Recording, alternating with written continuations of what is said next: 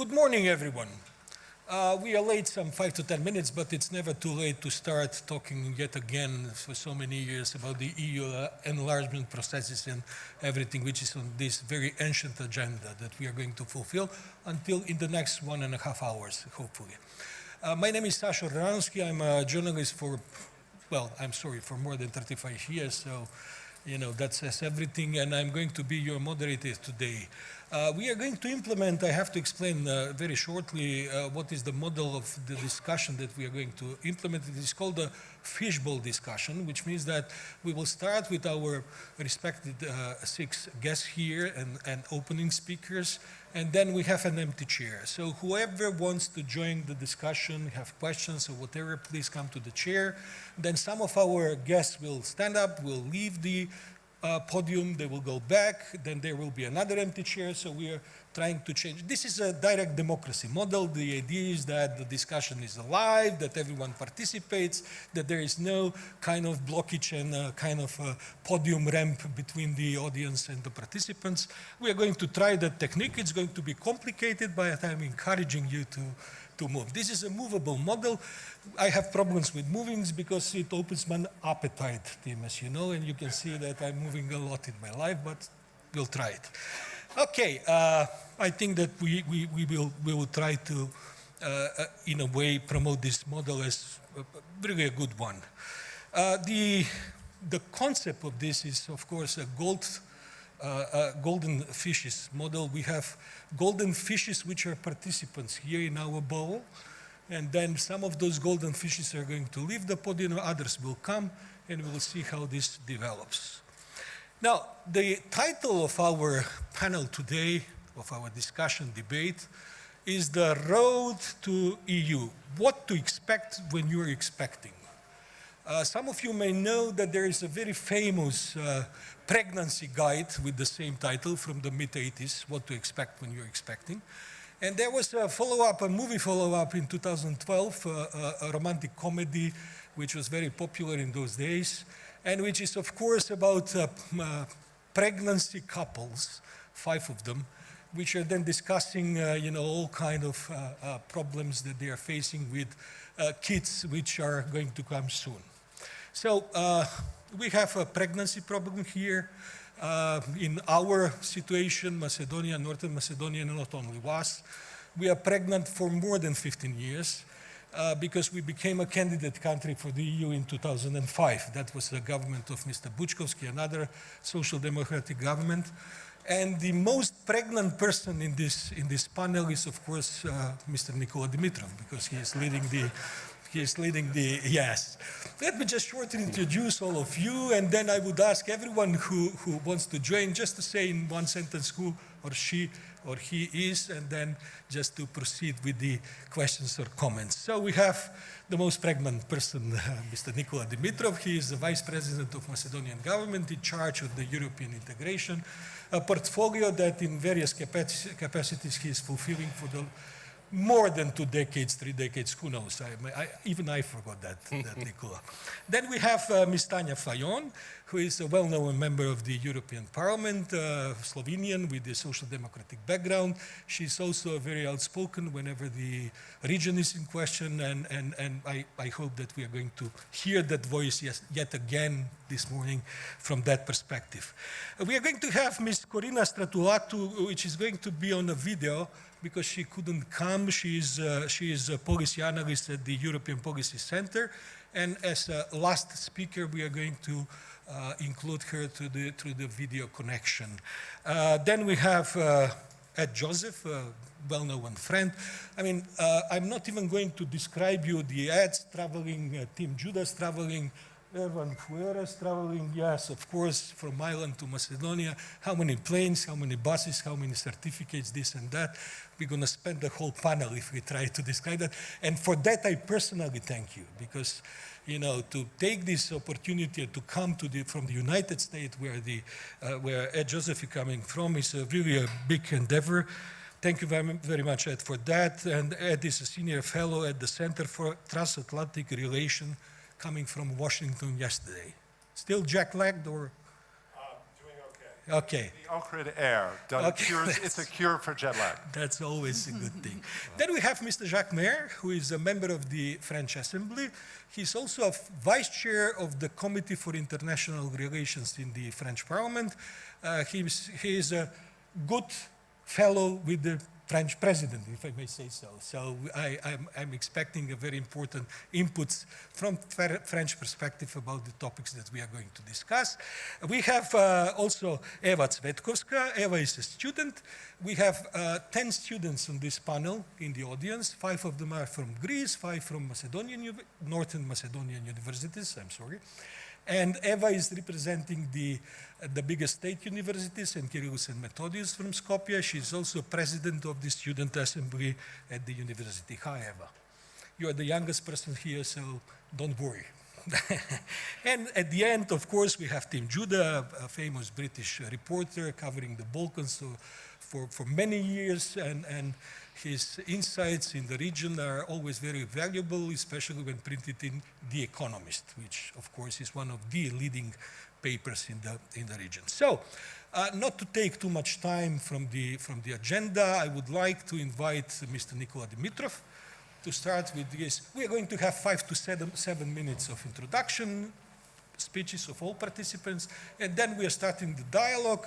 2 to 3 minutes I will tolerate until 4 minutes, because we want to end this in some organized way until the end of the session. So, Mr. Dimitrov, the floor is yours. Thank you so much. I look forward to this discussion. I am new to the format, Everyone this fishbowl, yep. So bear with me if I make a mistake. I'll try to be brief and not do what usually politicians do. They say, I'm going to be brief, and they talk for more than 30 minutes. Usually when at conferences like this, people start by saying, a friend of mine yesterday told me this is great timing for a conference on the European future of this region, the topic in many ways of this first gathering in Ohrid, although under Prespa, that name, that symbol. But frankly, and I think we have to be honest and open, in order to even attempt to resolve problems, it's the worst timing possible. Because only a few days ago, for the second time, Bulgaria vetoed the start of the accession talks with us, North Macedonia, affecting also our neighbors and friends in Tirana, Albania. The region is not in a good spot. We've talked about perspectives and the European future as back as Thessaloniki 2003, when the promise was given to the region. From our perspective, you have to understand us. We don't even know whether to expect it anymore. It's been 2 decades since we signed the Association and Stabilization Agreement. We did it even before Croatia. Croatia this year marks 8 years of membership.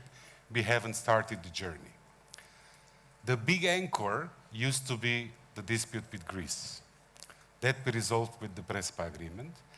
Then we had 2 years over the reform of the accession process itself, and now we have a different challenge. The problem with this latest challenge is the subject matter.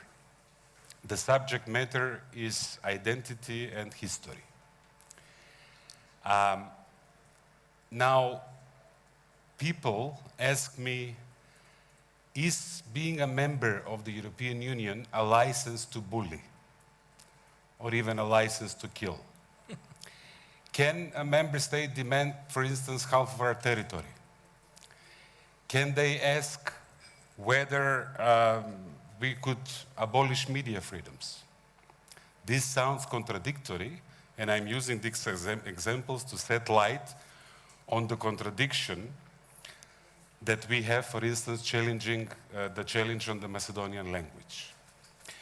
We were able to resolve the name dispute only because Greece accepted the right of self-determination of our people. And we speak the Macedonian language. The question of the language is a question for the people here, not for any other country, not for any other international organization. So if the European Union is not only an economic giant, but it is also leading by example, the narrative of values. And if in the Lisbon Treaty, member states are committed to protect and foster the linguistic and the cultural diversity on the European continent, then it is not European that we have as an obstacle the paragraph in the negotiating framework, which is usually a very technical one, that says the acquis will be translated into the Macedonian language, and North Macedonia should have enough interpreters and translators by the time of full accession. This has become an issue, and I claim that our struggle is not only a struggle for the right thing, is not only a struggle for the Macedonian identity, but it is also a struggle for European identity. For that narrative of values that Europe should lead by example. We are a region that is geographically encircled by member states. We clearly understand the point that President Macron made when he said, we need to reform. We see the difficulties in the decision-making of the European Union. At the same time, it is obvious that this region must become part of the Union. Geographically, economically, historically, politically, we are in that boat. When the migration crisis started, the so-called Balkan route clearly illustrates why this region is an integral part of European security. The biggest issue I have, maybe governments come and go, we are replaceable, but the biggest problem that the European Union faces in this region today is the losing trust of the people of the region, of the citizens, that this is actually serious, that this is possible, and that they can trust and rely upon the Council declarations and the words of the European leaders. So we are at this stage now. And if the European Union cannot make a difference in this region, which is a courtright, it's not even a backyard, because we are not on the outer border of the European Union. We are surrounded by member states. In the courtyard, if it cannot make a difference, it is telling of the problem that the EU faces, and it is telling about us. The long-term consequence will be weakening of those who believe in the transformative power of the accession process, weakening of those who believe in the European values.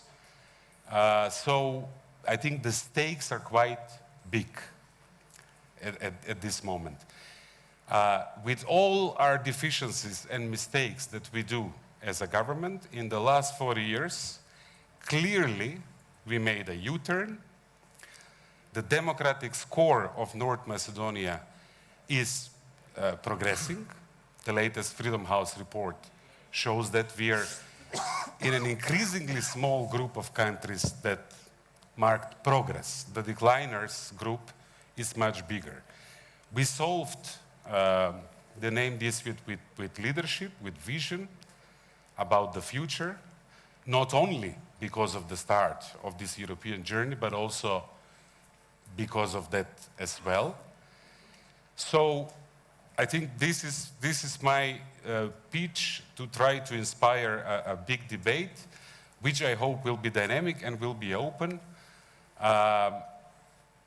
to respond to the title in a way, what to expect when you're expecting. In the last days of the Austro-Hungarian Empire, there was a saying, the situation is hopeless, but not desperate. In a way, people became complacent, came to terms that it's difficult to achieve progress, and that's that.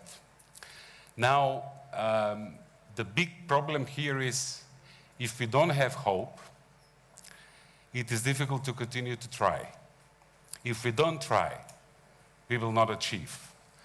On the other hand, if we are hopeful, this extends to the people, and they're disappointed. and the nation cannot go through another cycle of disappointment. Whether it was the candidate status, 2005, the first recommendation of the Commission, we are ready to start, 2009. June 2018, Europe said, we trace the path for you to start accession talks by June 2019. In June 2019, Europe said, we will decide in October. Finally, a decision was made in March 2020, and now for almost a year and a half, we cannot see this decision translated into reality. So we are today at a very difficult spot. We don't have the right to give up, in particular from making our nation more European. Only this Tuesday, the government adopted the revision of the national program of for the adoption of the acquis. That we have to do, bring Europe here. But it will be good if we have some help by way of the accession process, which is created to help countries to transform. So I think we all bear a responsibility to try to fix a process that historically proved to be so important for this vision of Europe whole and free. I'll stop here to keep my promise.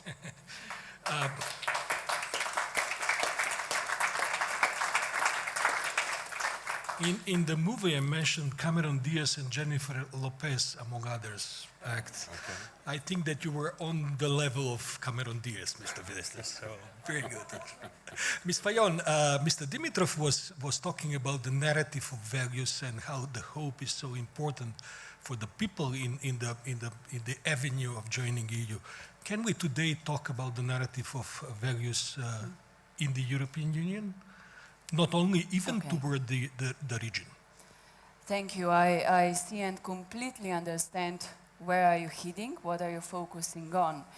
And we certainly have to speak about the values. When it comes to the European Union, certain countries that are breaking the values, and how then to keep the trust in the region when you see what is happening and going on in some countries about democracy, rule of law, or freedom of the media. I'll come at the beginning when the minister said it's maybe the worst timing. I would say, I mean, it's maybe a little bit at least symbolic element in today's day because Slovenia took over the presidency to the EU. I won't say that I have high expectations, but at least one thing I'm positive that they put Western Balkan one of the priorities. Whether we'll see some good results depends on all of us. Yesterday when I was driving to Ohrid with my friends, we discussed how sincere shall we be today in today's discussion. I mean, we see a lot of familiar faces. We discuss about the enlargement in same spots or region or among same friends for, I don't know, at least 10, 15 years. And we discuss same topics, so it's difficult today to be innovative or a bit out of the box to say what can we expect. Because to be frank, the region is in a bad condition, the enlargement is in a bad condition, and the EU is also in bad condition. Maybe I don't want to sound pessimistic, but I share frustration that people in North Macedonia or in Albania or in Kosovo or other parts of the region feel today. It's really a shame to speak for so many years for countries such as North Macedonia, whether after 15 years we are still able to open, only to open the negotiations. And here I have to be critical, of course, to the side of the EU leaders or the governments, that we really did a lot of promises in the last few years. I remember I was a rapporteur for visa liberalization for Kosovo in 2018. We adopted, we gave the green light. It's 3 years later, we are not discussing it anymore. So how can people trust? It's the same with North Macedonia. We gave several times green light, also in the European Parliament. How people can trust? The same goes to Albania and so on. And then we try to develop different tools, change a bit the process, start talking politically, less technically. It's not only the opening and the closing of the chapters, how to make it tangible for citizens to believe. It doesn't really help. So when I say that it's a bad condition on all sides, I see a big challenge for us is trust. Trust in the region, trust in the politicians, in the institutions, in what are we promising. In our region, if I say Slovenia, part of this southeast region, we have full of emotions. We can really love each other, we can hate each other, but I think we have really something in common. We are part of Europe, we'll always be part of Europe, and this is something that connects us. Just look, young people. Today everyone would like to travel to the western part of Europe, and they are doing so because they lack vision at home. Again, a friend from Tirana yesterday told me in Albania, young people, or in North Macedonia, are going to Western Europe to study, to get job opportunities, to stay there. Who is staying in these countries here are maybe people out of mic? Yeah, okay. it's okay. Or political elites, or corrupted elites, or people that can somehow survive. And this is not the future for this region we want. And this is our common responsibility. A lot is at stake. So I don't want to say enlargement is dead, because this would be too dangerous to say. But we have to be realistic. How can we do a better future to speak with the realistic language that people will really understand us? We have a lot of benefits. It's not only about European funds or cooperation, fighting against common challenges, but also making new opportunities for the region. I mean, if we fight corruption, if we fight organized crime, if we try to establish rule of law or democracy, we will also attract foreign investment, quality foreign investment, open job possibilities, give perspective for young people. And this is what we are doing with the enlargement process. And this is what we have to convince our European governments. Because the future for us is that we have a strong, united Europe. And this I strongly believe in, still nowadays. Because also young people are sending us this message. They want to stay in Europe. They want to stay at home, and they want to have job opportunities and education opportunities back at home. So these are huge challenges for us. And if most probably nowadays you would ask European citizens how do they feel about enlargement, most likely you would get a worrying or worrisome answer. Same with the governments. So it's good to be frank, but I really wish, and I hope that the Commission and the institutions realize that enlargement is extremely important for us. What is happening is, in the last years, a lot of selfishness, a lot of egoism, also this dangerous nationalism that is drifting us all apart. And this is also a danger for the Western Balkan.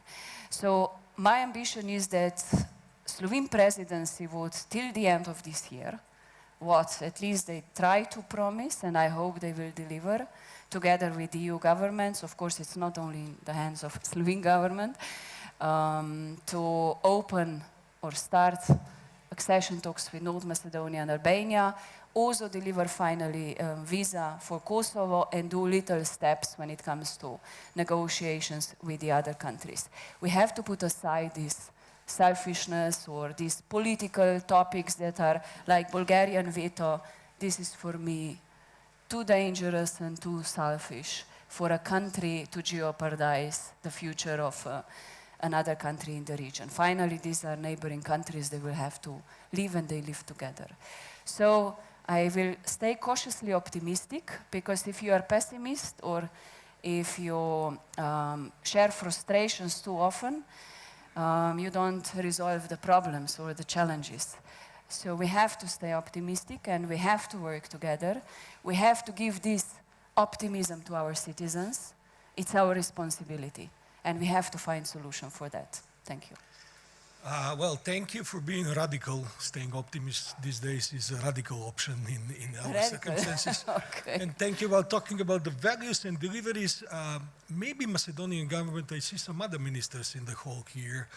We should start delivering by cleaning the Straža mountain passage. When you come to from Skopje to Ohrid, there is so much garbage there that when you see our European intentions and you see the garbage that the government is not, or the local government is not able to clean it, then we also have something to deliver for our young generations, I guess. And Eva is the representative from the young generations. And Eva, what do you say about these politicians talking about the future values, optimism, and delivering to the young generations?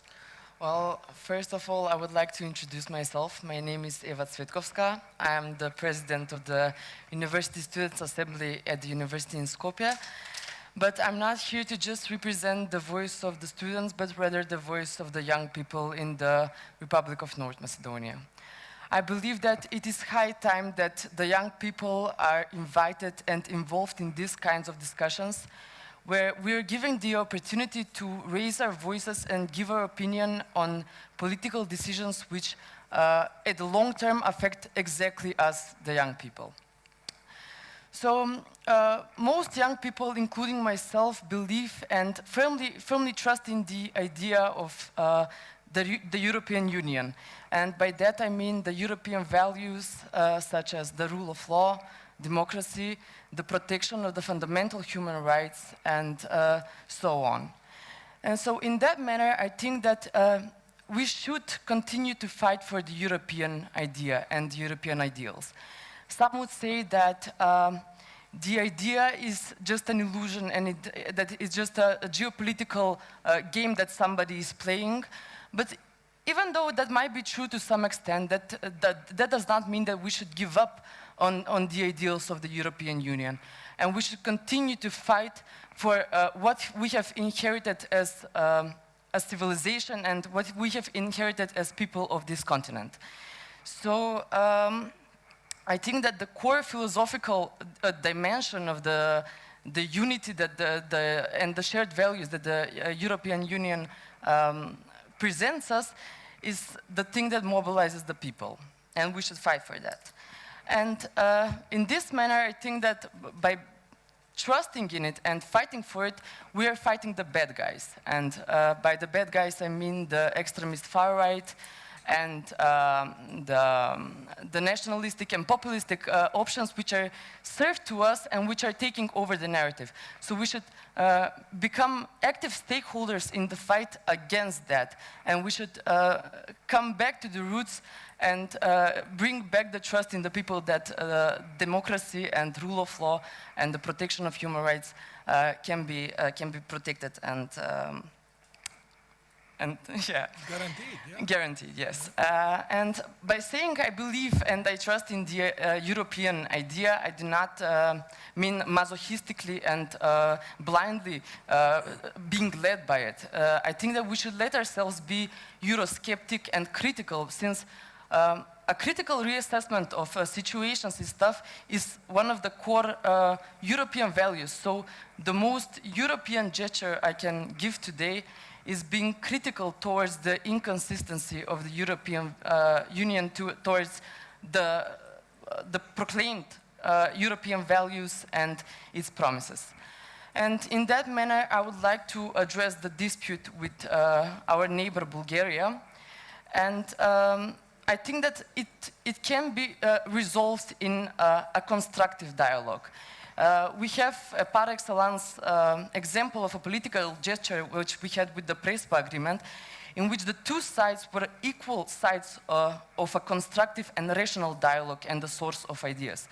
And I think that there are some boundaries to what can be discussed about and what cannot be discussed about.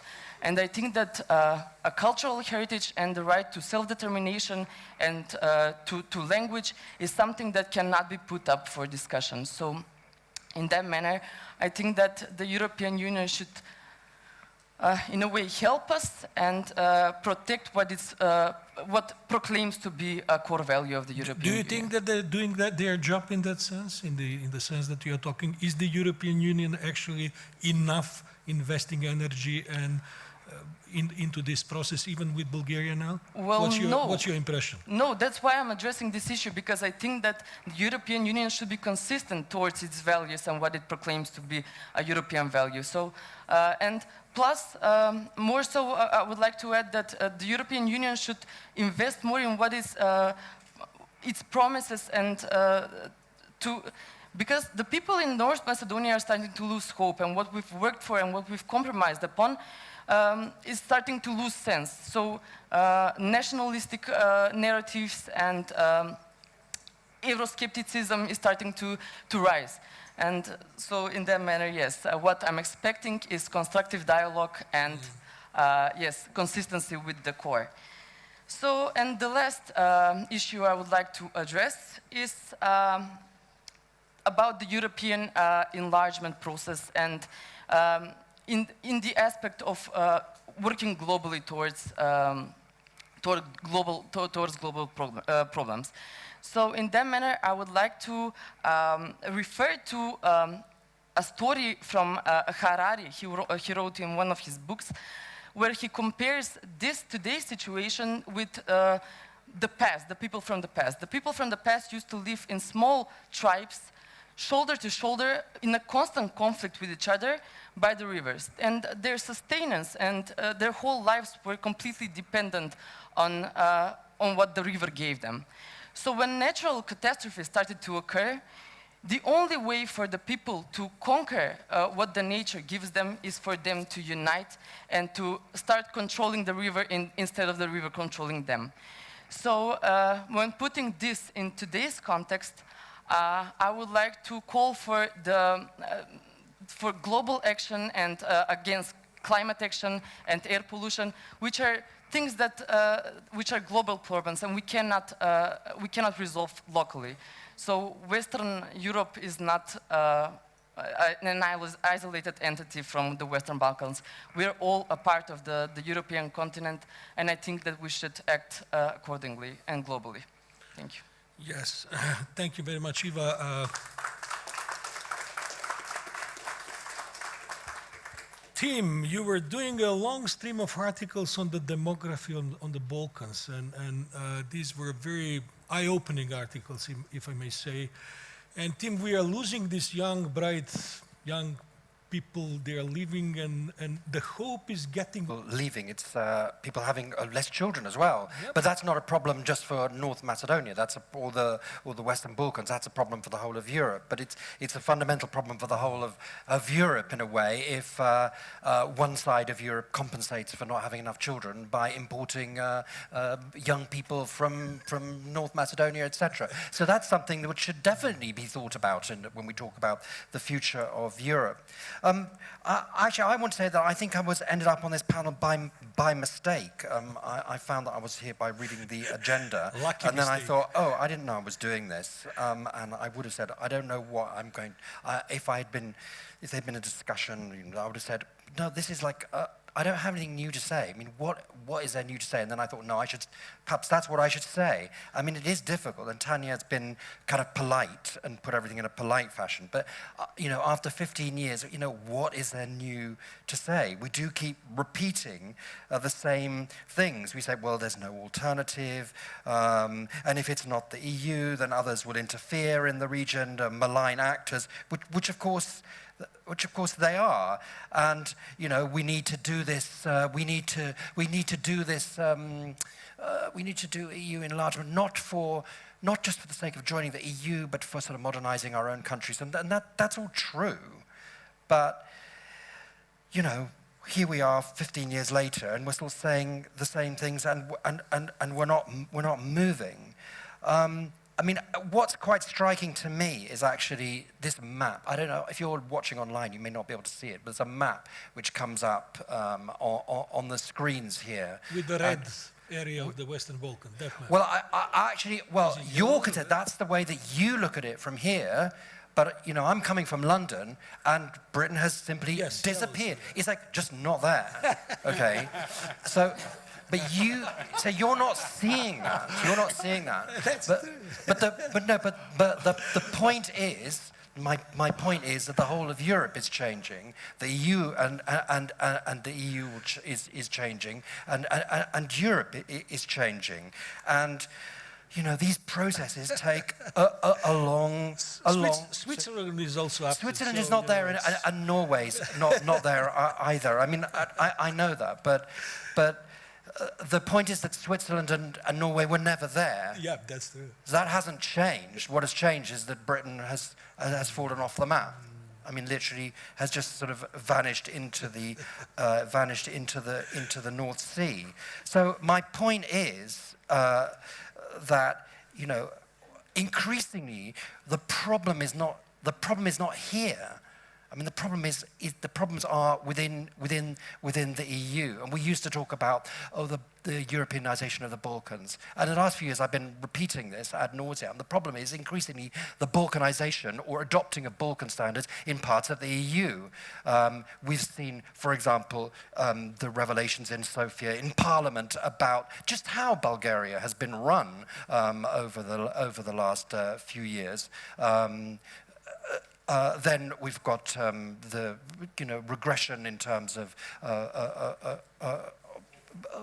media, of law in Poland, in Hungary, and other countries as well. And you know, one country, Bulgaria, can of course hold up much to the rage of everybody else in the EU about you know, North Macedonia and Albania's accession. And these things are kind of not really tenable. I mean, it's not a useful way to run the continent. And clearly, we're going to have to find new ways to run the continent. And, you know, that is a challenge for the future. I mean, it's not just talking about the same things and kind of Western Balkans joining. Yes, I mean, that's kind of obvious. But the question is, how will the Western Balkans fit in a Europe which will be different in 10 years' time? And we don't know what the difference is. And actually, Nicola, you said something kind of interesting. You were saying about how we don't really know, this fishbowl concept is new. Blah, blah.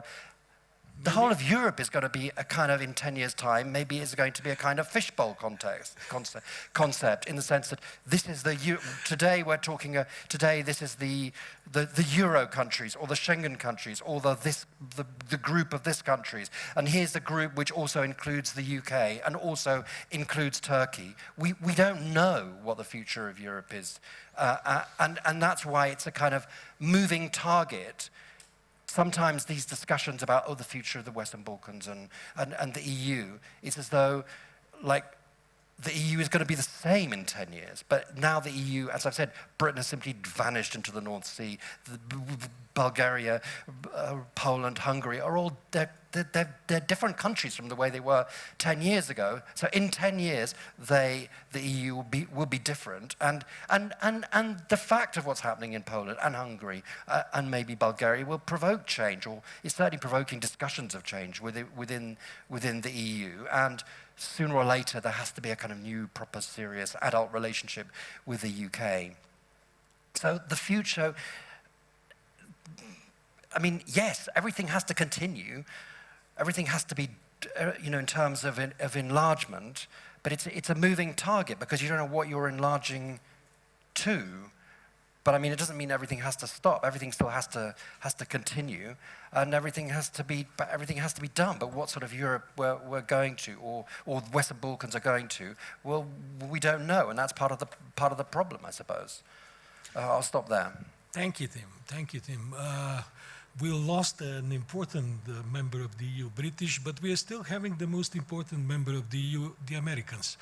And Ed Joseph is coming from Washington, and I'm sure that he will put a very important light on all this discussion from the American perspective. Absolutely. I'll give you American perspective. But first, I have to apologize to those behind me for the fishbowl, and no disrespect to those I give my back to. And let me open with that, Sasha. And if I go on a little bit longer, maybe you'll indulge me, because we go back a long time, and I came a long way, as you said. So if I go over a little bit. Please do. Well, thank you. So I just said to no disrespect. And let me open and talk about that word, respect, because everybody wants it. Every country wants it. You know, we talk a lot about Russia, malign actors. Russia, a lot of the motivation is respect. We need to be part of it.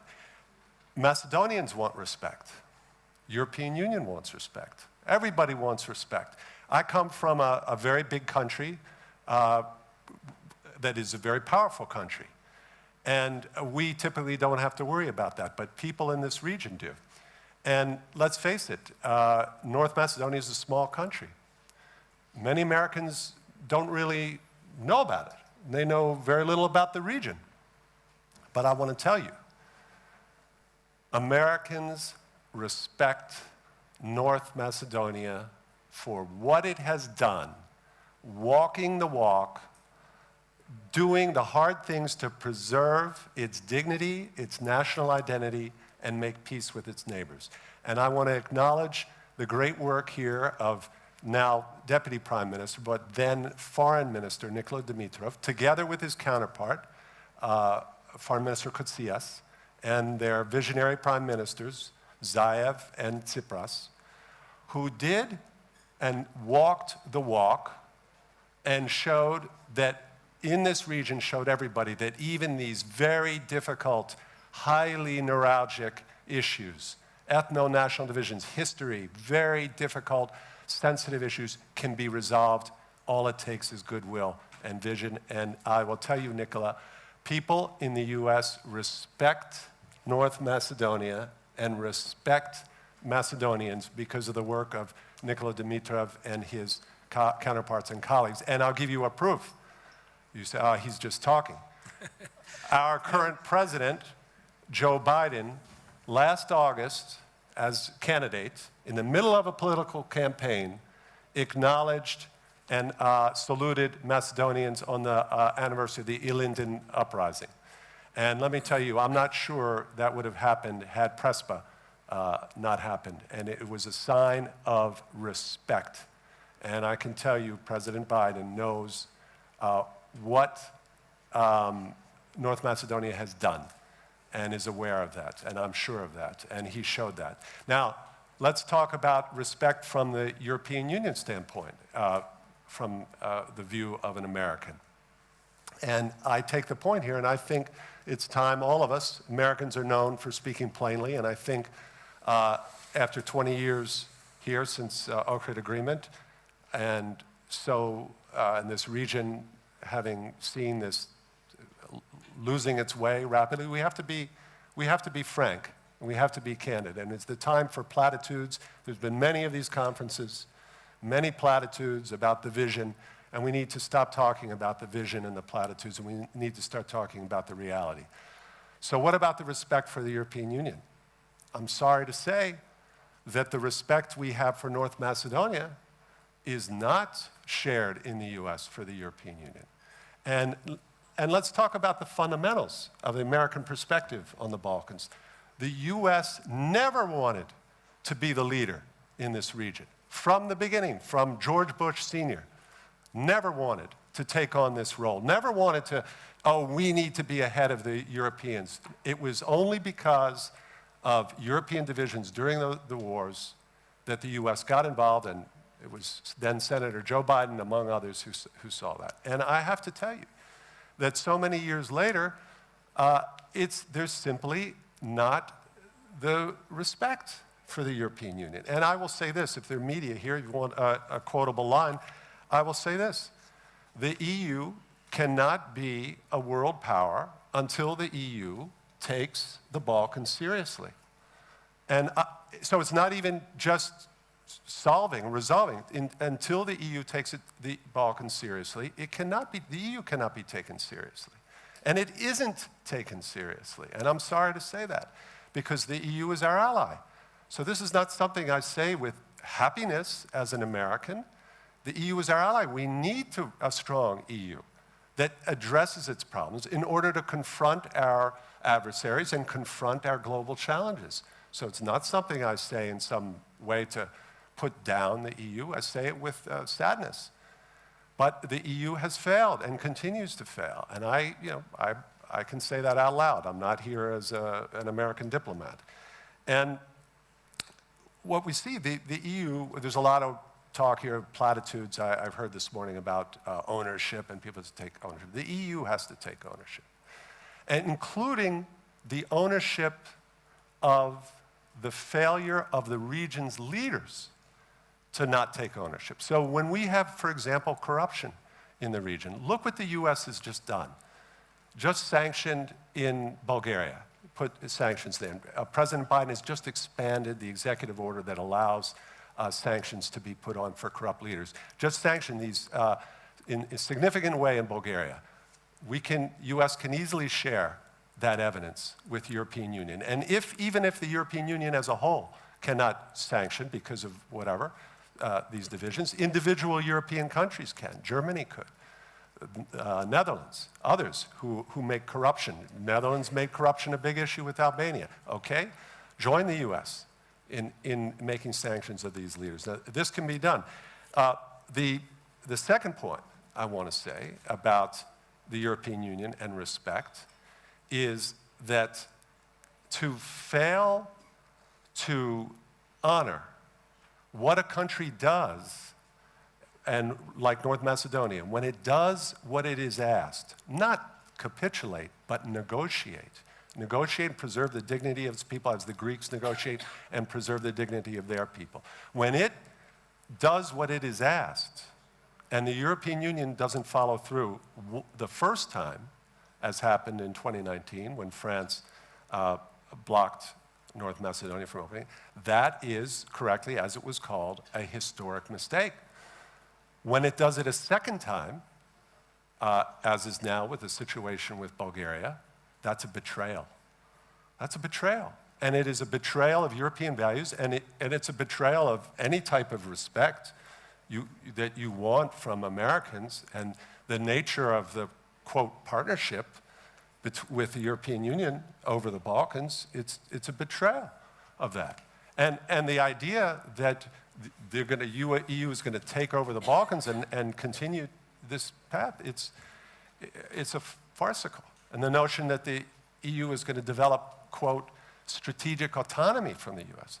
Imagine, think about it, if you were an Israeli or a Palestinian or an Afghan, and some of the EU say, we're going to come, we have strategic autonomy from the US.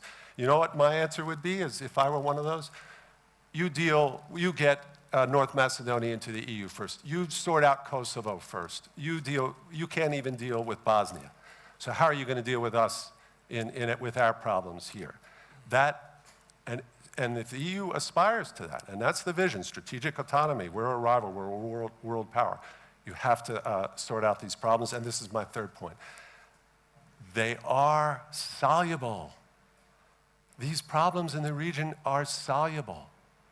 It's so difficult. Kosovo is so difficult. Bosnia is so, it is not. It is not that difficult. It's not simple. It's not easy, but Nicola and his counterparts proved it can be done. The key condition is that the European Union is unified with unanimity, or even approaching a unified position in the EU. All these problems are resolvable. I don't have time to explain all of this today. I've written about this. I have a piece in the Wilson Center, Edward P. Joseph Wilson Center, recently in Foreign Policy. If you Google that, you can see. I don't have time here to explain. But that's all it takes. And I want to, because we're in North Macedonia, I want to focus here. I won't say too much about the wider issues, Kosovo and Bosnia, et cetera. We'll focus here on this, our gracious host. And let me say this about European values. What is one of these big European values? They're American values now. We see this, a lot of talk about LGBTQ, right? What is that about when we say that? LGBTQ, and we defend the rights of transgender and gay and lesbian. What is that all about? It's about acknowledging the dignity and the identity sexual identity, the gender identity of people, that they can choose their gender identity. Now, why are those same values not applied to national identity? So, on what basis is a European Union country allowed to tell, at the same time embracing all of these LGBTQ values, which is great, on what basis is one European Union country allowed to tell an aspirant what their identity is? You are not actually Macedonians. You're really Bulgarian. Your language is really Bulgarian. By what basis? How is that reflecting European Union values? It isn't. As long as Macedonians do not say to Bulgarians, you're really Macedonian. We have the copyright on history. You're the imitator. As long as they're not saying that, and I don't hear them saying that, leave all the details to the historians to discuss and debate out of the political realm, and carry on with the real vision here of advancing this entire region. It's a worthy vision into the European Union, into NATO, fortunately North Macedonia and Bulgaria, both NATO allies. And that's the vision, and that can be achieved. Please. Thank you, Ed. I simply, the order of the talk is that Mr. Mayor is the next one, and he's coming to Ohrid only a few days after the French president and Macedonian prime minister had a very constructive meeting, from what I heard here from my sources, more than 2 hours, and I'm sure that Mr. Mayor, being in politics very long and being in international relations also very long, he is an ex-diplomat among other things, can reflect upon the European values and the need for respect, need for constructional intervention, and how European Union treats these problems like we have now. Please. Yes, thank you, Susha. I'm not sure it's a gift to ask me to speak after an English and an American colleague. For a French, it's a bit demanding, but I try to do my best.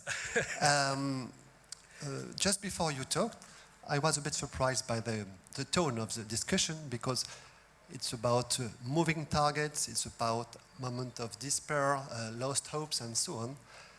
And it's true that if we stay in this kind of mood, meaning we are submitted to the institutions, to the atmosphere, and what has been proven by Mr. Zaev is that we can change. We can change the move, we can change the perceptions, we can change also the vision of a country like North Macedonia from Europe. And as you rightly say, there is a crisis here in the Balkans. There are political crises in different countries in the Western Balkans. There is a crisis also within the EU. But the point is not about, okay, do we have, do we lost opportunities? Do we want to create an environment, a decision, I would say a vision to fight? I mean, we need fighters. What happened in the 50s, what happened in 70s, it is at each moment of truth of the EU, there were fighters. So we're going to fight, and we fight. And on the French side, I heard some reproaches about the fact that we didn't take our responsibilities 2 years ago. Frankly speaking, I was one of those putting pressure on the French administration to make it happen. But I understood really that things were not going in the wrong direction, because it was a fake negotiation. Even with Serbia now, and even with Montenegro, it's kind of fake negotiation. People pretend to act, EU pretend to look at the efforts, but we do not see any momentum, any dynamics. So do we want this scenario to be replicated to Albania and Northern Macedonia? It was a question mark. And Macron says, no, we want to make it serious. We want to make things happen. We want to put more capital in the discussion.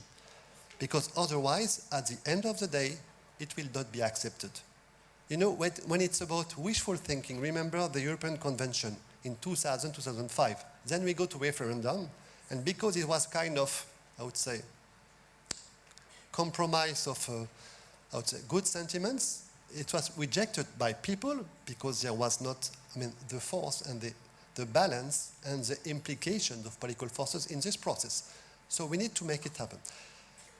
On this side, my feeling is that Northern Macedonia has strong assets and not only PRESPA, of course, it's most visible no right, but also already agreements, meaning that there is an example in this country that we can manage nationalities on the long run, and that provides stability to the environment.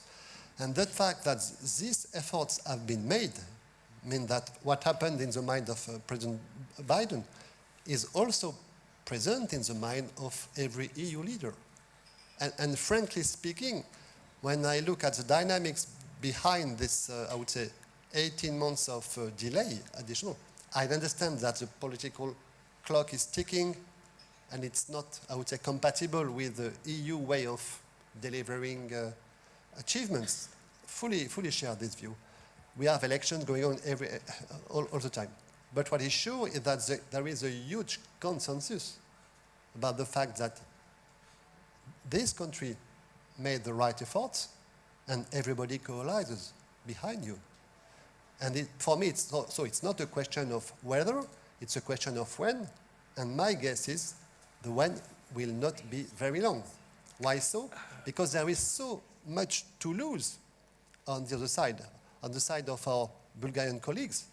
I mean, they need EU support, of course, politically speaking, financially speaking, they need support. And the reputation and the convergence of Bulgaria, I mean, I speak very frankly, to the EU is very much, I would say, disputable. And our vision for the French presidency coming on after the Slovenian one, because we start in January, that we will do all what we can to help Slovenian presidency to achieve this goal before the French presidency. And why so? We are also to be very clear about the political dynamics in our countries, because there is no consensus in our countries to make these bets of enlargement. So it's true that half of the population of France, as an example, the Republicans, to put it simply, are against for the moment. And why are they against? Not for bad reasons only, but also for good reasons. They are against because they do not see that convergence has been the result of the previous accession process. They say that what we know, I like the word of balkanization of the EU. That is true. There is a risk of balkanization. And it's part because of the, I would say, the anthropic way of, bureaucratic way we administer this institution, but it's also because of, I would say, lack of fighters who really want to address the difficult topics. So put it simply in the perspective of next year, are we serious when we say that we start a negotiation with a lot of political involvement, with a new approach, a new methodology, which really, for us, gives the impression that things are going in the right direction? And secondly, do we reward your countries to be engaged in this path? And to put it very simply, when government complain, coming from this region, saying to the population, you know, we make the efforts, we are not compensated by these efforts. And though we wait, we are on the queuing list. I think it's a lose-lose situation, because it creates only distance, and Europe is seen as a constraint. What we want to achieve and what we want to build together with you with this new process is really to say to people, when we negotiate, we know it destabilizes the country, we know it unveils corruption practices, clans, and so on. So it has a very negative impact on the balance of society. We know it very well. So what we give in exchange? So new procedure, and this is the idea, give in exchange means to reward the efforts, not to wait for the 20 years to the accession, but, or to 10 years, but to reward the efforts immediately by closing, I would say, chapters and being able to implement policies with financial consequences directly to people in order to build this political support and to help this government to win. So really, this is what is to happen. It's not a given. What we see is, even when we decide it, there is a kind of, I would say, come back to usual habits. It's very rapid, so we have to fight it together.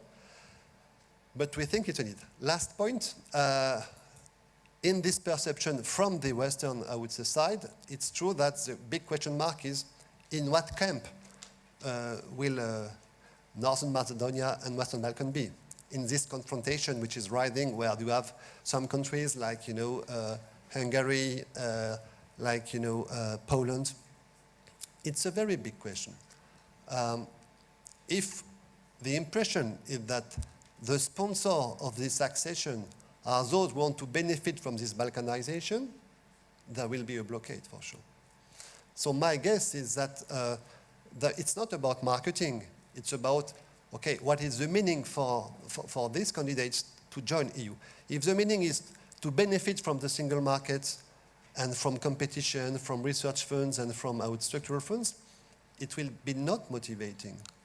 If it's an added value to manage our challenges, to address our difficulties related to, I would say, regional integration, stabilization, migration, even terrorism, values, rule of law, fight against corruption, then you are on the solution side.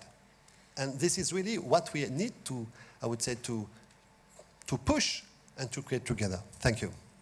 Thank you, Mr. Mayor.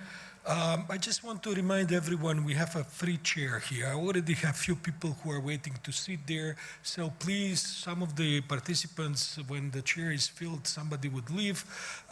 Before I actually give the last word for the panelists or the golden fishes in the bowl, which will go to Miss Corina Stratulat through the video, I would like maybe to ask, first of all, the Deputy Foreign Minister of Turkey to sit at the chair. You will have 2 to 3 minutes, then Simonida Kaczarska, then I have Christoph Bender. So please, people, just take your seats because these golden fishes are leaving, and then we go to Stratulatu, and then we proceed with Mr. Deputy Foreign Affairs Minister from Turkey. Do we have Ms. Stratulatu on the video link, please?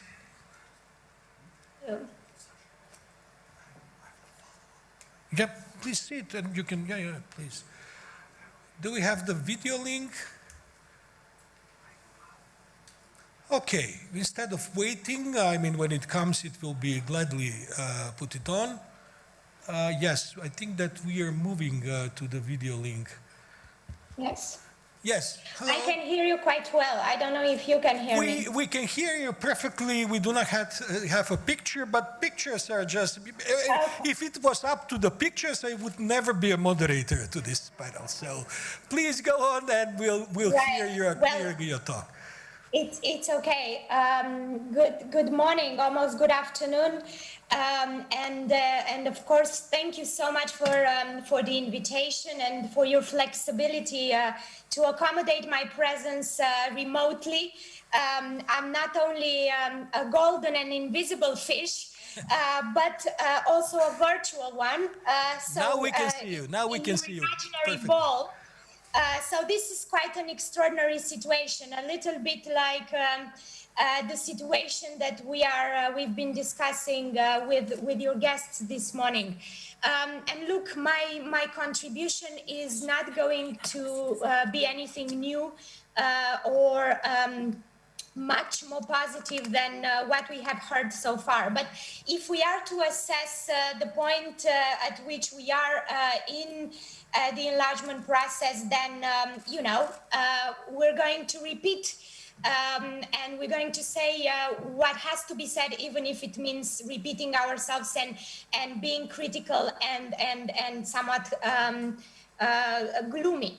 So I will just start by saying that, stating the obvious, that enlargement is an intergovernmental dossier where the EU capitals have the last word on all decisions. And this is a prerogative that the member states do not shy away from exercising, as we have seen far too many times over the past years.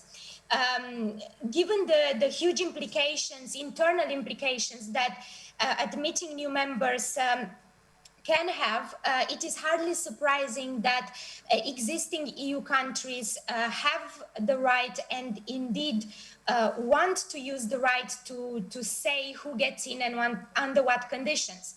The paradox, however, is that national governments could wreck the process if they interfere too much and if they interfere on grounds that are unrelated to agreed standards and procedures. And this is precisely what we've been witnessing. We've seen an increase in national safeguards and mechanisms to steer and conduct and control the conduct of enlargement. We've seen more instances in which the General Affairs Council and the European Council simply ignore or overrule the Commission's opinion, and we've seen a growing influence of domestic politics at key moments of decision-making in the process.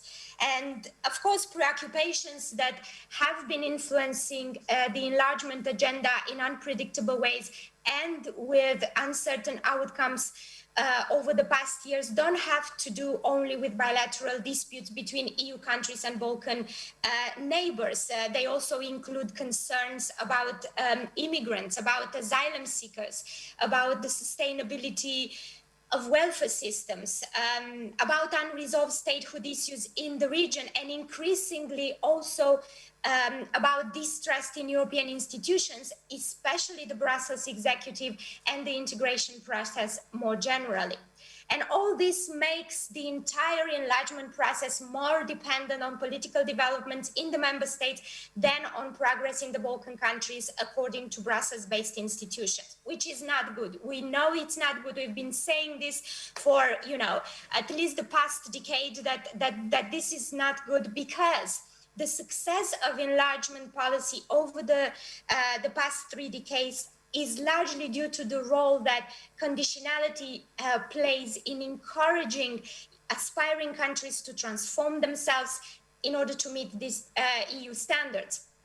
And this conditionality, of course, only works if it is consistent and if it is credible. And if one or several member states interfere with it, they undermine it. And when conditionality is undermined, the credibility of enlargement is undermined, and so is the transformative leverage that the EU has over the Balkan countries. The bad news, I think, is that it is unlikely that the member states will change their attitude in the near future. So when you ask in your title what to expect when you're expecting, unfortunately, I'm tempted to say that more of the same.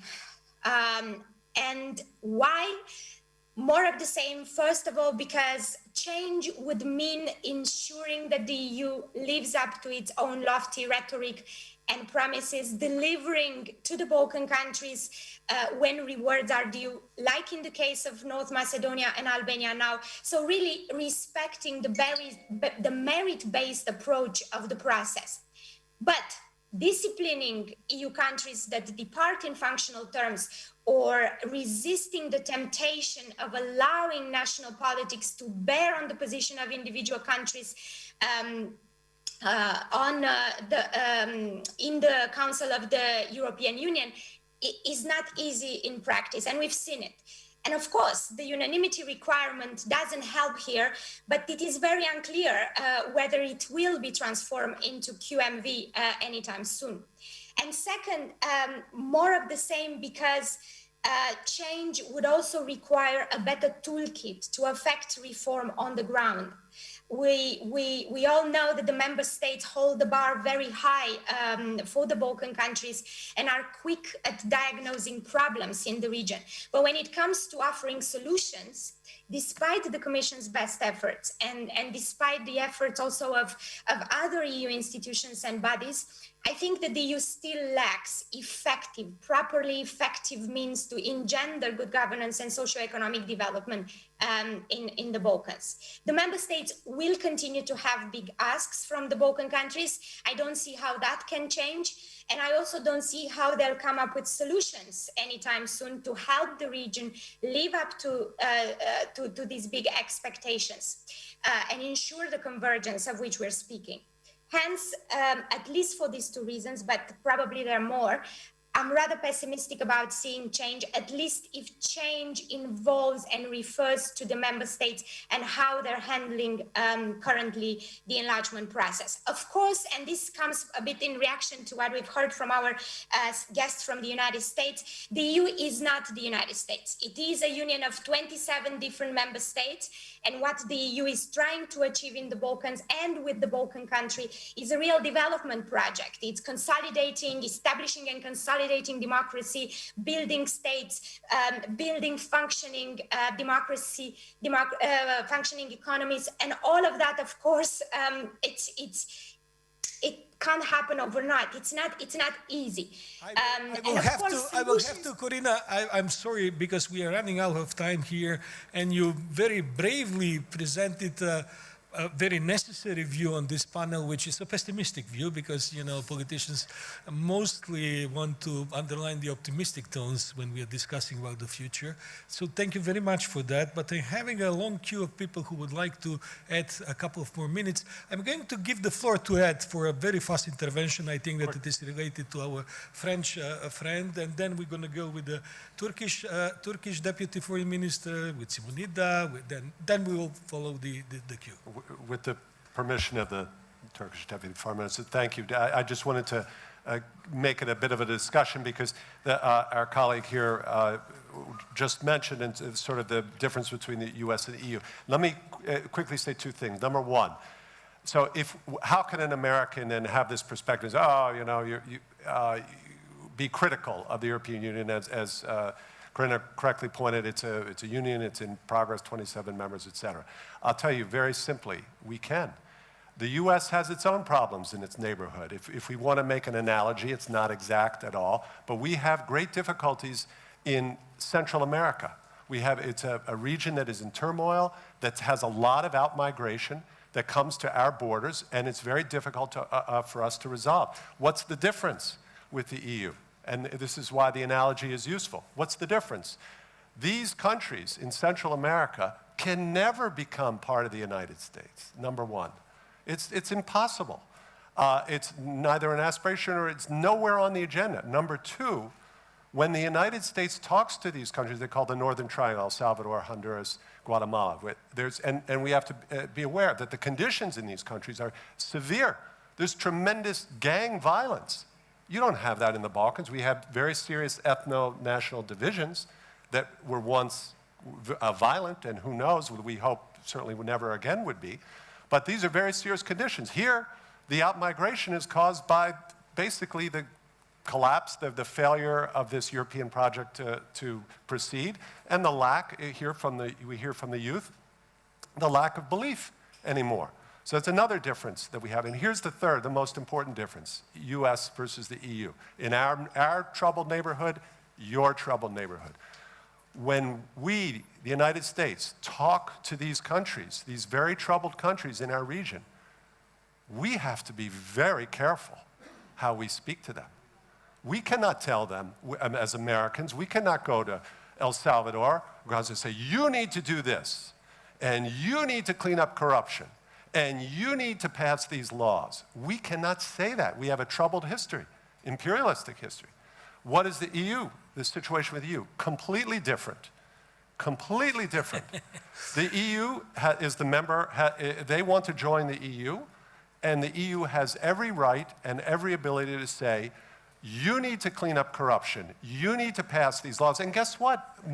That's accepted in the region. So I simply don't accept this notion that, oh, the EU is a work in progress, et cetera. The EU can deal with this region. It's mainly and primarily, it's a problem of intra-EU divisions. They can be overcome, and it is up to the EU to really take ownership finally. Thank you, Ed. I think that you made a very good introduction for the Deputy Turkish Foreign Minister, Mr. Kaymakçı. Yes, I think it's functioned. So please, you have 2 to 3 minutes. Thank you very much, and thank you inviting me into your bowl of fish. So among, you know, some golden fish, I hope I will not be seen as a shark. Because sometimes Turkey is seen as a shark in the Balkans, although we are also integral part of the Balkans. as a Balkan country. Also, you know, some comments about malign actors in the region. Sometimes Turkey is also added to this list of Russia, China, and Iran, Saudi Arabia sometimes.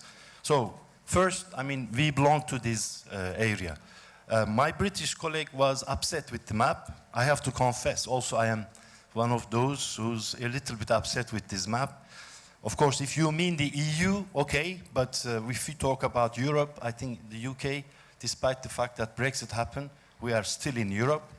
And Turkey is, you know, one of the countries also that want to join.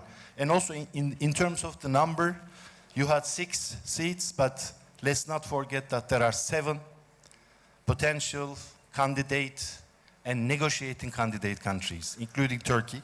So I just wanted to underline this. And also the term Western Balkans, I think it doesn't really sound well. Where is Eastern Balkans? Where are Northern and Southern Balkans? There is no such a thing. If you want to make a distinction between Turkey and the rest of the candidate countries, tell us clearly. So let's do it this way. It is difficult. Maybe it is it's difficult because of the size of the hotel. We couldn't accommodate Turkey in the, in the building, you know. But let's not forget that some of the hotels in this area are run by the Turkish companies. That's true. That's true. In the Balkans, you know, we have $20 billion of investment, at least 20 billion of trade. So, like my American colleague pointed out, you know, what is not done by the EU actually is being done by Turkey, but this should not be seen as a threat or as a destabilizing factor. But this is for the development, for the stability of this region altogether towards the EU membership. My EPC colleague, I think, mentioned very clearly, but I will make it, you know, clearer. The essential problem in the enlargement process, and I am saying this as the most experienced candidate country since 1959. The essential problem is the abuse of the veto right for national proposals and the nationalization of the enlargement policy within the EU. This is the problem. If we had open chapters 23, chapters 24 about, you know, the basic fundamental values of the EU, today Turkey's situation would have been completely different. If we could have, you know, I mean, opened more chapters with the negotiating and the candidate countries in the past, I think Northern Macedonia, Albania, Serbia, Montenegro would have been completely in a different situation. Why we are blocking the whole process at the beginning for our, you know, narrow-minded national interest, which may not be in the interest of Europe, which may not be in the interest of all of us. Mr. Kaibachi, So, we will have to close the... I will just say 2 words. I think we should enjoy the benefits of the process. Process is important. Let's start the process. If you want to impose your veto right, do it at the end, but let's not kill the process, and this is vital. And also, in terms of EU institutions, we have to see more assertive European Commission, defending the interest of Europe. Now we have Council. Intergovernmentalism prevailing in the EU, and I hope it will not lead to nationalism. And this is an important point in my belief. Deputy Prime Minister said something about hope, and we have a Turkey saying, you know, no loss of hope until the body dies. But even if the body dies, we know that there is hope even after life. Yes, so of course. thank you very much. That's a very perfect combination of pessimism and optimism, I have to say, which is, you know, traditional Turkish delight, I would say, and deepness of thought, of course. Simonida, I'm just notifying everybody that we are going to prolong the session for 10 minutes because we started some 15 minutes later. But please keep around 3 minutes. So. Thank you, Sasha, Yes, for having me please, for the second time. I'm just going to respond to a couple of issues that were mentioned. Alternatives were mentioned, and we at the European Policy Institute, we tend to highlight this for the last 2 years. We live in an alternative. We live in an actual alternative to the regular accession process. And this is our life for 30 years now. We have to grasp that because I started my previous intervention with the lifetime. So the question is, for how long can this alternative survive, and what can we make to make this alternative better? Convergence was mentioned as well in terms of the enlargement process. There's a footnote in a World Bank study that not many countries have ever achieved convergence. It takes a long time, and I think I would rather not kill the process that was also mentioned here with saying that convergence was not achieved after 15 years or so on. We have Estonia, we have other countries which performed better through the enlargement process. I think it's counterproductive for everyone if we focus on the countries that we consider have not performed well. The methodology was also mentioned, and I think that with all of the concerns that we had around that methodology, the key tests to the performance of the methodology are North Macedonia and Albania. I think we can't shy away from that. The reframing, which might yet come through Serbia and Montenegro, is not the real test of the process.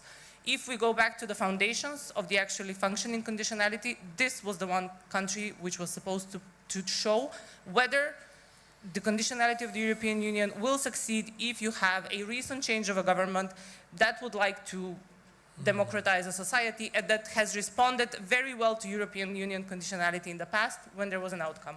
We cannot forget that this is, at this point, a country that's comparably aligned with Serbia and Montenegro and has not started the accession negotiations. And we will bang with this as much as we can, which means that there was some purpose to this process before when it was actually functioning. Last point, it's evident that we need a new narrative. If there's no accession negotiations, but this has to come, repeating to what I said before, it has to come through engaging with all of the European Union institutions, with the Commission was mentioned here, but not only through DG NEAR. We have our institutions which need to engage with their counterparts, because the European Union, as Tim Judah said, will be different. We are now, for the first time, also in our circles of think tanks, discussing openly of differentiated integration, which was a blasphemy in 2007, 8, 9. But we have to engage with this discussion to have a meaningful process, because if we are just stuck here, then there's no purpose. Thank you very much, Simona. Please, everyone who is joining the circle, just say your name and a short who you are, where you're coming from. Christoph, I know you, so please. Okay, thank you, Sasha. I'm Christoph Bender. I'm with the European Stability Initiative, a think tank focusing on Southeastern Europe. I think we have a very, very serious problem with this accession process, and not only related to North Macedonia, but in general. The constant blockages by different EU member states on issues completely unrelated to the acquis, to the membership criteria, have dramatically worn down the credibility of this process. It's losing trust, as Nikola Dimitrov put it just before. The process has also ceased to trigger reforms in those countries who are actually inside the process. So if you look at the so-called front runners, Montenegro, Serbia, it's very difficult to say today, are they actually moving forward or are they moving backwards? It's also difficult to see that this dynamic will change anytime soon. Yeah? So I think we run a very, very serious risk that this process slides further into irrelevance, yeah, and will just die a slow, painful death. Yeah. At ESI, we have been pondering about this problem for quite a while, and the only way out we see is that we keep full membership as the overall goal, but that we need an interim goal for the Western Balkan or the Southeast European countries that is ambitious, meaningful, and reachable. Ideally, that would be membership in the European Union single market. This covers most of the acquis. It's not an alternative, it's not a deviation, but it lies actually full speed on the way towards membership. You know, it's like if you drive to Skopje and you just stop for a coffee in Tetovo, right? It's actually following the path of Sweden, Austria, and Finland, you know, who at the time also were not allowed to join because it was not so, there was quite some resistance to accepting new members, so they joined first the single market, which then allowed them to relatively quickly join as full members once the conditions were better. It's also attractive. It's attractive, you know, Norway pays to be part of that. But for this to happen, you need we need clear criteria, what need the countries to do. We have the European Commission to monitor this closely. And I think what is very crucial, it should be open to all EU member states, regardless of the status. formal That's- status in the process. So also to Kosovo and Bosnia. And I think that's the most promising way to get out of this current conundrum, strengthening reformers, strengthening the EU's influence in the region, which is very clearly declining. And the hope. And filling this process with meaning and purpose. Thank you. Thank you, Christoph. Please. Hello, I'm just mixing gender also, so. well then why did you get all these really tall chairs for women that continue to be not uncomfortable for women especially? My name is Una Haidari, I'm a journalist, and I've covered the issues related to North Macedonia, both the name referendum and the subsequent NATO membership, as well as the more recent issues relating to the language debate with Bulgaria. And today, like when I was preparing to come here to both attend and speak, I was talking to my editor about like what we could have as a story that would come out of this, like what would the article be. And at this point, the process is so up in the air.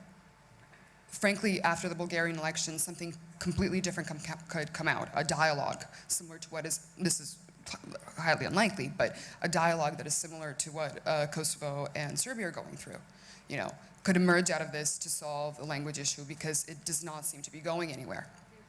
And that in itself is extremely frightening. I mean, the people in this room are all experts and journalists, and they all cover these things closely, and so we still all have some comfort and find some comfort in the process itself. But imagine what this is like for citizens, when they have absolutely no understanding about where this process could go.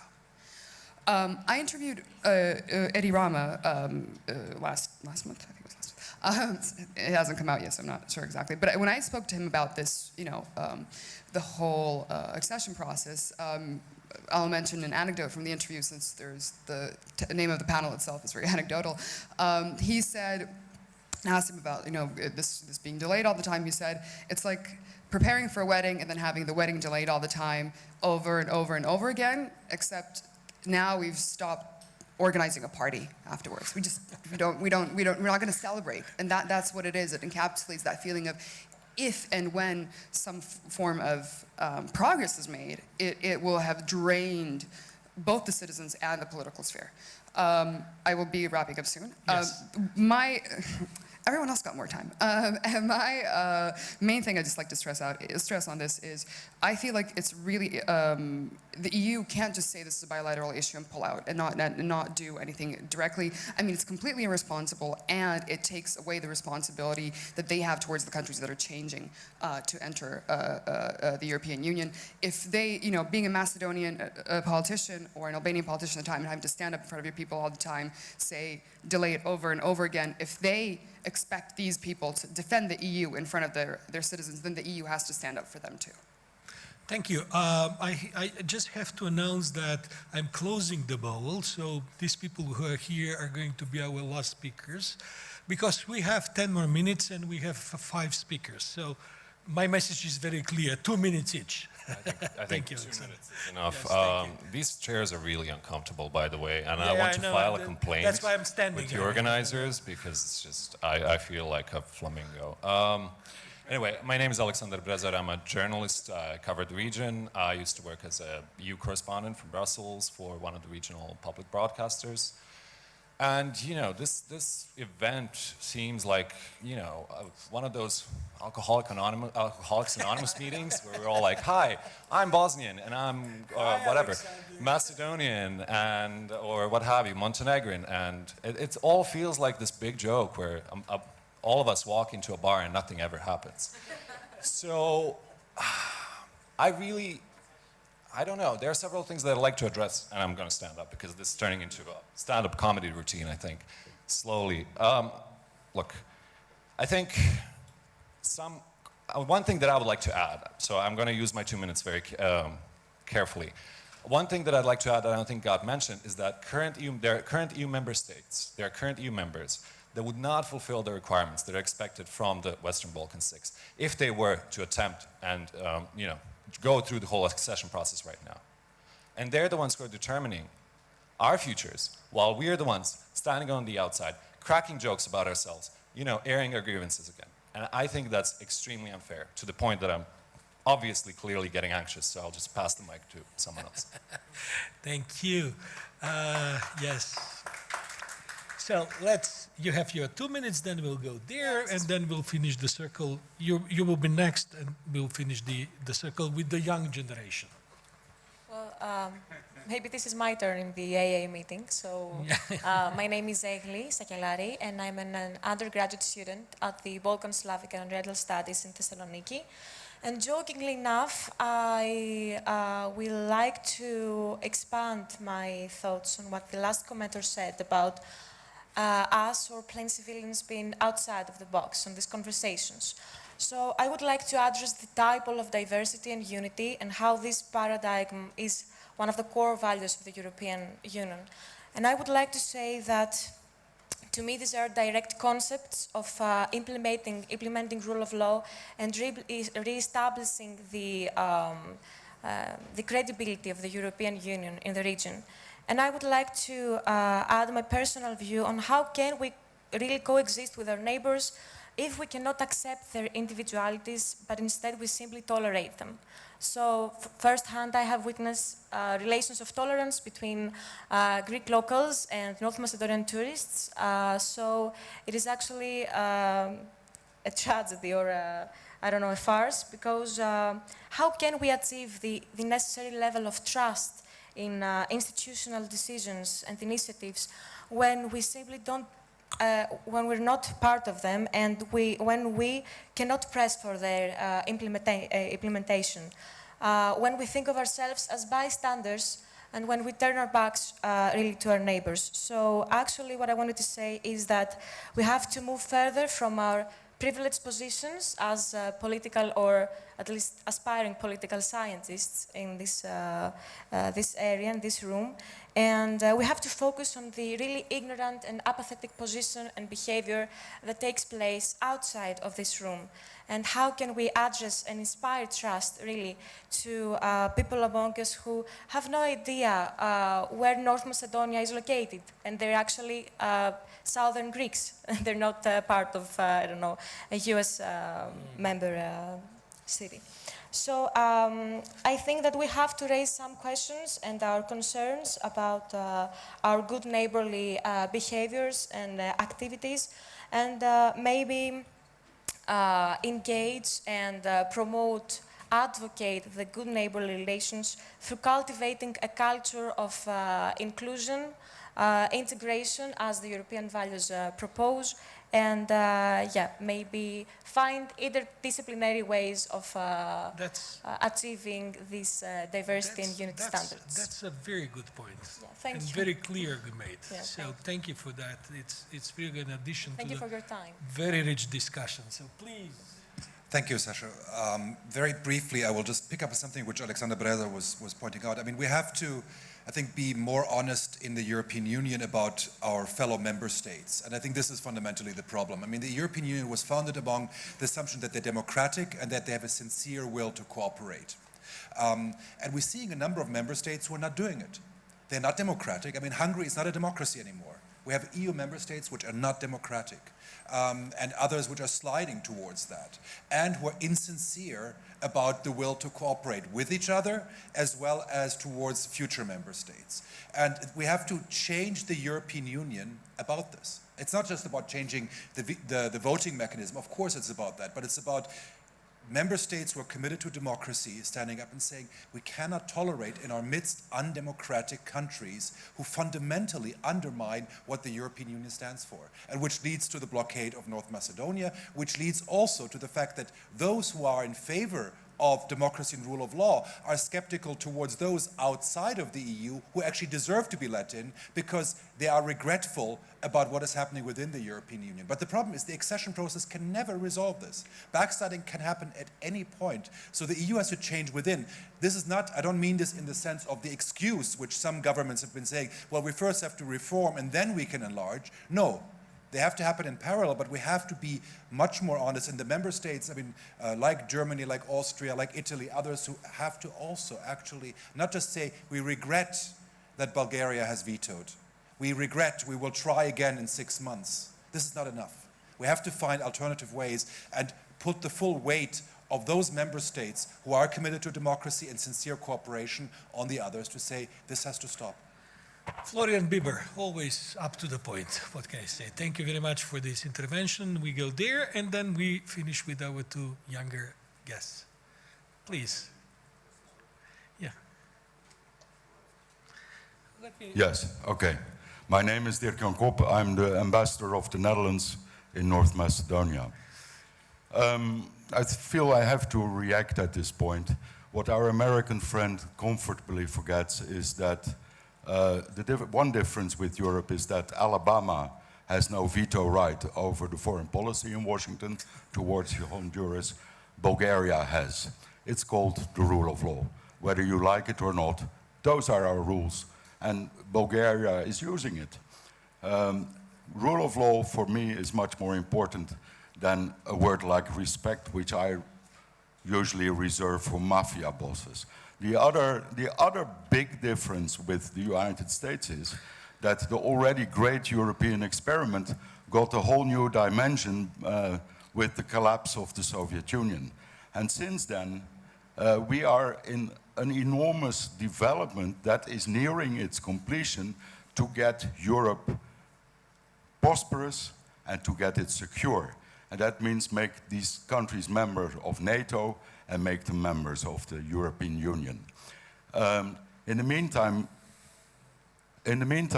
not the United States of America, but we have been cleaning up the mess in Europe left behind by the communists. Not only with words, with enormous amounts of money. And that massive support has stretched also to this region. So now to talk about betrayal and abandoning when we fail to meet one date, when there is one hiccup in the road. Look at the past years and the progress that has been made.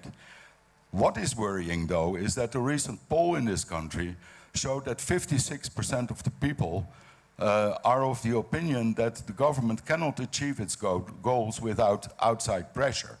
This is a country that has been independent for a generation and is a sovereign state. And this is a basic problem in this region that somehow, unlike, let's say, the Baltic region, it doesn't manage to be the master of its own destiny. There is a Chinese saying that says, "Why do you hate me? I didn't help you." And we are here standing in the middle of this, absolutely ready to help where we can, absolutely determined to get this region inside the European Union. But to talk about historical mistakes and betrayal is, well, it is absurd. Thank you. Well, Mr. Ambassador, I'm almost sorry that I closed the discussion after your intervention, because I'm sure that we could have gone now for the next 3 hours discussing some of the points you made. Thank you. It was very valuable. At least it was a reality check on some of the ideas that we sometimes want to nourish, not being enough realistic to understand that the level of various views in Europe is very rich and sometimes unpleasant to some of the positions that we held in the Balkans. Okay, let's proceed. Who has the microphone? Where's the... Yeah, can you go and then... Okay. Okay, so basically what I want to do, firstly, my name is Nikola Donev. I'm from the law faculty, Justinianus Primus in Skopje, and currently serving as president of the Committee of Science at the University Student Assembly of St. Cyril Methodius University, and also studying international law, which I think comes with the name, probably. What I wanted to talk about is mainly our sort of processes that are contradictory and sometimes parallel, that is quite characteristic of the Balkans. One is our process of reconciliation. We still face a lot of interethnic divisions that need to be resolved firstly here, and also in parallel we need to proceed with our Europeanization and actually become citizens of Europe, which in itself is a long and tenacious process. But I am sure that we have the capacity. I've seen young people rise above everything and in support of in support of this EU integration of North Macedonia. And also I would like to talk about educational exchange. Although our universities are integrated in the common European credit transfer system, the PRESPA agreement allows for a wide exchange of ideas and students between North Macedonia and Greece. And it's part of the PRESPA agreement. It's like only five articles in there, but they need to become a core part of the implementation of the agreement, because only through exchange of ideas, technologies, and also, let's not kid ourselves, Greece has some wonderful universities, Macedonia has a lot of potential, and I think that implementing that core of educational exchange is necessary to show further that that PRESPA can be a model, not just for political visionaries, but also that it can produce material inclusion between young people, and that is so important here. And this is where I went. Thank you very much, because we tend to forget that people in Greece and in Northern Macedonia actually do not know each other, especially youngsters. We want to believe that we, being Macedonians going for summer holidays in Greece, that we know Greece, we know Giro, we know the beach, and we know the whatever. Greeks are not coming to Macedonia in any significant numbers, not to mention younger people. They have a nice country, of course, they have enough places to go. But this connection and the whole idea of PRESPA, of connecting young people, was one of the bases. And I have to say that 3 years after the PRESPA agreement was signed, we do not see a real development in that area. And I don't know whether Mr. Dimitrov is behind me, but that should be noted. And we are expecting, sorry? Not anymore. So the important points are going in the air. So, but the fact of the matter is that very much we need that. We are going to our last participant, so please introduce yourself. And thank you. Can Can you hear me, I guess? I'm Ornella Solakou. I'm from Greece. And on the all aforementioned points of view, I would like to add mine too, as a student in a Greek university, but with the origin from Albania. Since the Western Balkan states left the communist regime and lived the transition to democracy, even at an early stage, the next step was immigration. Immigration, especially in the countries that were already members in the European Union. Yet after so many years, it is constantly observed, mainly by the media, the spread of xenophobia, which in many cases results in the constitution, let's say, of racism in the society. My greatest concern about this issue is the fact that even after 2 or 3 generations of immigrants, a significant part of the European society continues to have stereotypes about the immigrants from Western Balkans, let's say. To give an example, personally, I have accepted such stereotypes because of my origin. However, the fact that I have been I have been in Greece since I remember myself, and I'm more familiar with the Greek way of living than the Albanian. And my background gives me the opportunity to fully understand the importance of good relations between the societies. And maybe the first step of good cooperation between societies, and the second phase is the cooperation between governments. Because, in my opinion, only through social acceptance will the integration of the countries of the Western Balkans be smooth. Well, that's all. There's no higher point to end this discussion than yours. So thank you very much.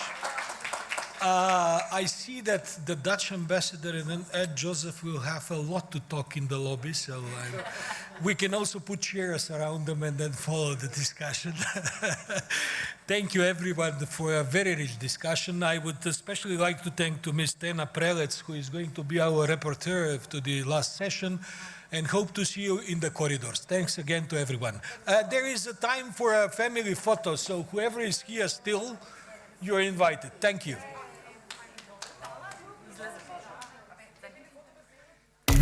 you.